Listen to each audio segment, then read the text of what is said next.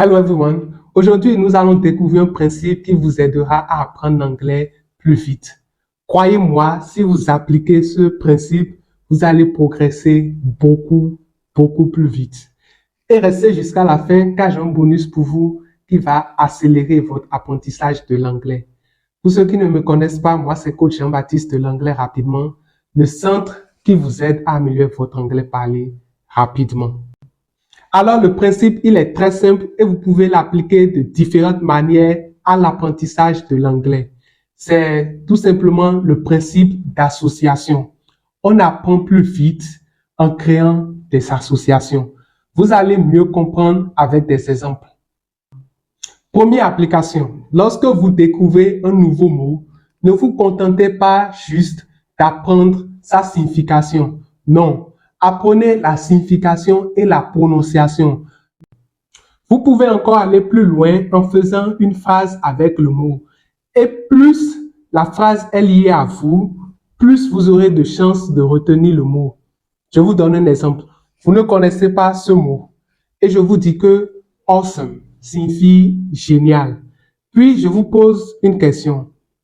What is an awesome experience you took part in recently? C'est-à-dire, quelle est l'expérience géniale à laquelle vous avez participé récemment? Donc, en voulant répondre à cette question, vous allez parler d'une expérience en particulier. Et inconsciemment, vous allez associer le mot awesome à cette expérience, ce qui fera que vous aurez plus de chances de retenir ce mot. Donc, c'est ça la deuxième application. Lorsque vous découvrez de nouveaux mots, de nouvelles expressions, de nouvelles règles grammaticales, faites une phrase avec ces nouveaux concepts et vous aurez plus de chances de retenir ce que vous apprenez à condition que votre phrase soit liée à vous. La troisième application est ceci, apprenez en contexte, c'est-à-dire apprenez l'anglais en lisant des textes en anglais, en suivant des vidéos ou en écoutant des personnes qui parlent anglais. Donc, lorsque vous faites cela, vous allez découvrir des mots, des expressions dans un contexte en particulier et vous aurez plus de chances de les retenir. Moi, par exemple, je me rappelle toujours du texte que je lisais quand j'ai découvert certains mots ou de la vidéo que je suivais ou même de la chanson qui m'a aidé à découvrir ce mot.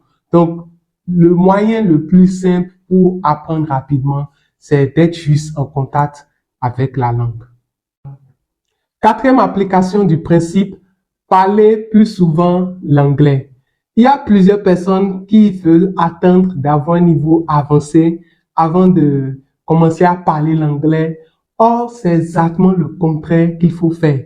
Il faut déjà commencer à parler l'anglais pour pouvoir avoir un niveau avancé. On a déjà vu que le fait de parler de choses liées à vous vous permet de mieux retenir ce que vous apprenez. Mais il y a un autre avantage, les erreurs. Je me rappelle lorsque j'apprenais l'anglais, je participais à une compétition de discours en anglais et j'ai mal prononcé ce mot. J'ai dit comfortable avec 4 syllabes et l'un des membres du jury a attiré mon attention sur cela. En réalité, la bonne prononciation, c'est comfortable avec seulement 3 syllabes. Depuis ce jour, j'ai gardé cette bonne prononciation pour de bon.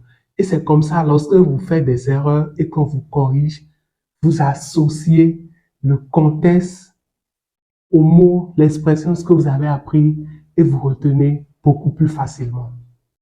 Cinquième application du principe, lorsque vous voulez apprendre des éléments, par exemple à partir d'une liste, ce que vous pouvez faire pour mieux retenir ce que vous apprenez, c'est de créer un lien entre les différents éléments.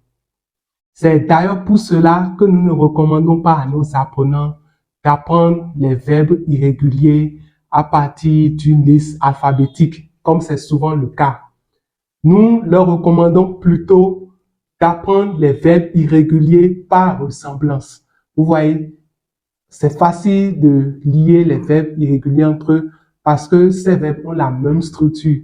Et donc, quand on apprend ainsi, on retient plus facilement. La dernière application est liée à votre état d'esprit. À quelle émotion associez-vous l'anglais? Je me rappelle lors d'une séance de cours, je demandais aux apprenants quel est le meilleur enseignant qu'ils ont connu et quel est le pire enseignant qu'ils ont connu. Donc, pour la question, quel est le pire enseignant que vous avez connu? La réponse qui est venue la plus souvent, c'était mon prof d'anglais. Il y avait diverses raisons. Certains ont dit il était toujours en retard, il n'était pas là lors du cours, il n'expliquait pas bien, on ne comprenait rien de ce qu'il disait. Bref, les raisons étaient diverses, mais ce qui s'est passé, c'est que ces différentes expériences ont fait que les apprenants ont associé l'anglais à quelque chose de désagréable, ce qui a été un blocage pour eux. Il y a également d'autres. Ils n'ont pas appris l'anglais avec une méthode efficace. Donc, pour ces personnes, l'anglais est quelque chose de difficile. Donc, dans leur tête, ils se disent l'anglais est difficile et cela les empêche de progresser. J'ai également vu des apprenants qui se mettent trop de pression. Je dois parler l'anglais dans un mois car j'ai un test. Et donc, ils n'arrivent pas à apprendre en s'amusant de manière ludique. Ils associent l'anglais au stress de manière inconsciente, bien évidemment. Mais tout ça limite leur progrès. Donc, la question est, quelles sont les émotions auxquelles vous associez l'anglais? Cela peut impacter votre rythme d'apprentissage. Ok, comme promis en début de vidéo, j'ai un bonus pour vous. Et en fait, c'est une liste de verbes irréguliers classés par ressemblance pour pouvoir facilement apprendre ces verbes irréguliers. Le lien pour accéder au document est dans la description. All right? Bye.